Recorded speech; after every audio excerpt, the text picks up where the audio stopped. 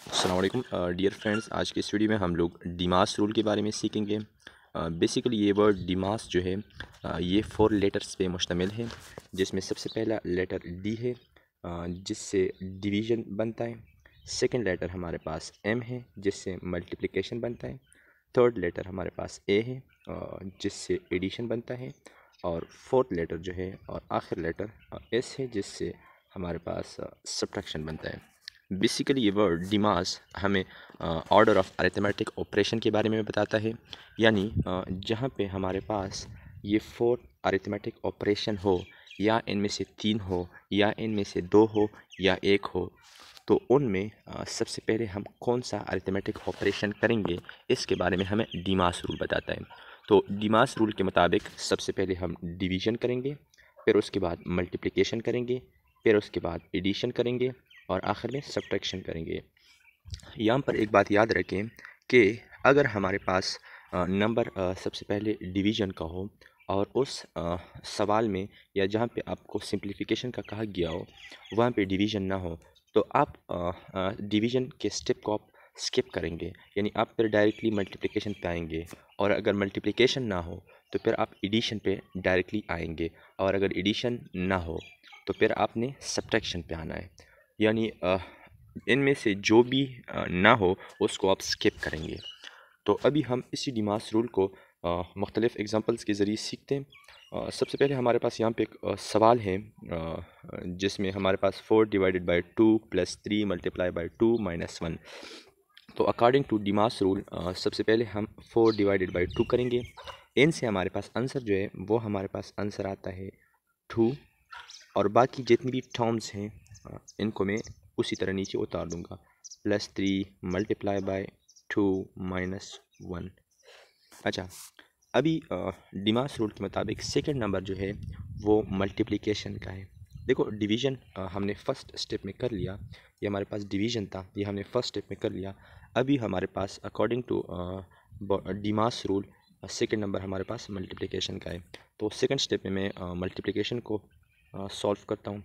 तो मैं इसी 2 को उसी तरह नीचे उतार दूँगा, उसके बाद प्लस साइन है ये भी मैं उसी तरह उतार दूँगा। इस 3 मल्टीप्लाई बाई 2 से हमारे पास आंसर है 6 आता है, तो इसी 6 को मैं नीचे यहाँ पे लिख लूँगा।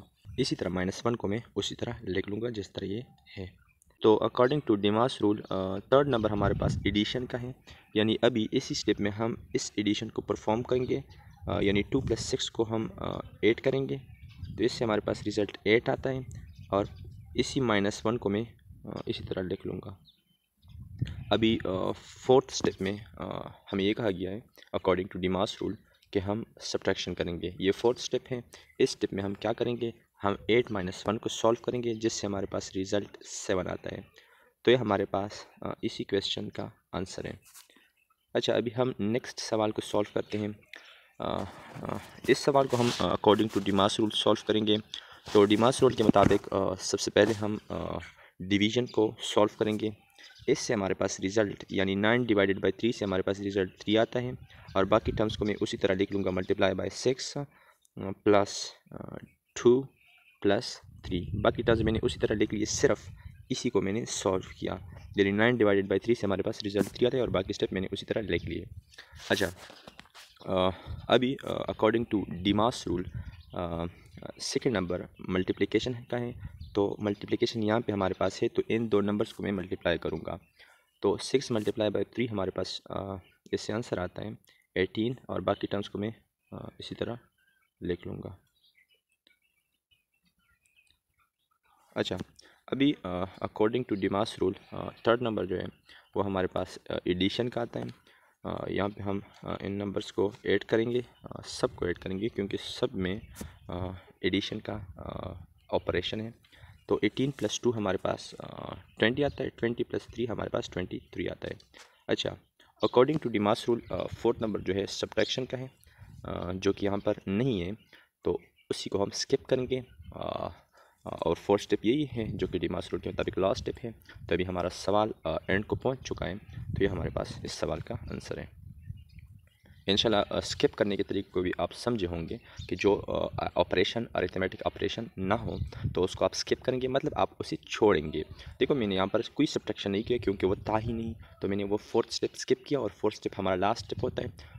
उसके बाद कोई स्टेप होता नहीं कि हम उसकी तरफ जाएँ, तो यहाँ पर हमारा सवाल एंड होता है। अच्छा, अभी हम नेक्स्ट स्लाइड पे मूव करते हैं। इस सवाल में आप देख सकते हैं कि हमारे पास सिर्फ डिवीजन और मल्टीप्लिकेशन है, जबकि दो अरिथमेटिक ऑपरेशन सब्ट्रैक्शन और एडिशन नहीं है, तो उन्हीं को हम स्किप करेंगे। तो अकॉर्डिंग टू डिमास रूल मैं पहले 6 डिवाइडेड बाई 2 को सॉल्व करूँगा। इससे हमारे पास रिजल्ट यानी आंसर 3 आता है। यानी जब 6 को हम 2 पे तकसीम करते हैं तो हमारे पास आंसर 3 आता है, जबकि इसी को मैं उसी तरह लिख लूँगा जिस तरह ये है, तो ये 3 यहाँ पर आ जाएगा। तो 3 मल्टीप्लाई बाई 3 से हमारे पास आंसर 9 आता है। देखो यहाँ पर थर्ड स्टेप नहीं है जो कि एडिशन का है, तो उसी को मैं स्किप करता हूँ। और उसके बाद जो फोर्थ स्टेप आता है सब्ट्रैक्शन का, वो भी नहीं है, तो उसी को भी मैं स्किप करता हूँ। तो जब मैंने तमाम स्टेप यानी आखिरी 2 स्टेप स्किप कर दिए तो हमारे पास रिज़ल्ट जो है यानी हम अपने सवाल के रिज़ल्ट की तरफ पहुँच गए। अच्छा, अभी हम नेक्स्ट स्लाइड पे मूव करते हैं। यहाँ पर आप देख सकते हैं कि जो फर्स्ट 2 अरिथमेटिक ऑपरेशन है यानी डिवीज़न है, वो डिवीज़न यहाँ पर है नहीं, तो उसी को हम स्किप करते हैं, मतलब छोड़ते हैं, क्योंकि जब है नहीं तो आप किस तरह उसे करेंगे। उसके बाद हमारा नेक्स्ट नंबर आता है यानी सेकंड नंबर पे मल्टीप्लिकेशन आता है, जो कि वो भी यहाँ पर नहीं है। तो अब नेक्स्ट हम किस स्टेप की तरफ जाएंगे? थर्ड स्टेप की तरफ। और थर्ड स्टेप हमारा क्या है अकॉर्डिंग टू डिमास रूल? वो है एडिशन, यानी इन 2 नंबर्स को मैं ऐड करूँगा। 4 + 2 से हमारे पास रिज़ल्ट 6 आता है, और -3 को मैं इसी तरह लिख लेता हूँ। अच्छा, अभी according to DMAS rule fourth number, third पे तो हम पहुंच चुके हैं ना, वो तो हमने सॉल्व कर लिया थर्ड स्टेप। अब फोर्थ स्टेप की तरफ आते हैं, और according to DMAS rule fourth step जो है वो सब्ट्रैक्शन का होता है, और यहाँ पर सब्ट्रैक्शन मौजूद है, तो लिहाजा मैं 6 - 3 को सॉल्व करूँगा। इससे हमारे पास रिज़ल्ट 3 आता है, तो ये 3 हमारे पास इस सवाल का आंसर है। अच्छा, अभी हम नेक्स्ट सवाल पर मूव करते हैं। इस सवाल में आप देख सकते हैं कि फर्स्ट अरिथमेटिक ऑपरेशन यानी डिवीज़न नहीं है, तो उसी डिवीज़न को मैं स्किप करूँगा क्योंकि डिवीज़न है नहीं। अकॉर्डिंग टू डिमास रूल जो सेकंड नंबर आता है वो है मल्टीप्लिकेशन, और मल्टीप्लिकेशन यहाँ पर मौजूद है, तो मैं 9 मल्टीप्लाई बाई 2 को सॉल्व करूँगा। इससे हमारे पास रिज़ल्ट 18 आता है, +1 को मैं इसी तरह लिख लेता हूँ। अच्छा, अकॉर्डिंग टू डिमास रूल जो थर्ड नंबर आता है वो एडिशन का आता है, तो एडिशन को भी मैं सॉल्व कर लेता हूँ। और आखिरी नंबर हमारे पास जो है वो सब्ट्रैक्शन का आता है अकॉर्डिंग टू डिमास रूल, लेकिन सब्ट्रैक्शन यहाँ पर मौजूद नहीं, तो लिहाजा मैं उसी को स्किप करता हूँ और मैं अपने रिज़ल्ट की तरफ पहुँच जाता हूँ। और ये हमारे पास अपने सवाल का ये जो दिया गया सवाल है इसका रिज़ल्ट है यानी आंसर है। अच्छा, हम नेक्स्ट सवाल पे मूव करते हैं। इस सवाल में आप देख सकते हैं कि फ़र्स्ट अरिथमेटिक ऑपरेशन मौजूद है जो कि डिवीज़न का है, तो इसी को मैं सॉल्व करता हूँ। इससे हमारे पास रिज़ल्ट 1 आता है, और +3 को मैं इसी तरह लिख लेता हूँ।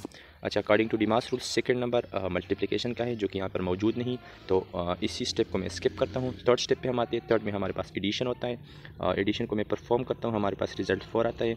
आप देख सकते हैं यहाँ पर हमारे पास सब्ट्रैक्शन यानी फोर्थ स्टेप नहीं है, तो उसी फोर्थ स्टेप को मैं जब स्किप करता हूँ तो हम अपने रिज़ल्ट की तरफ पहुँच जाते हैं, और हमारा यही रिज़ल्ट है।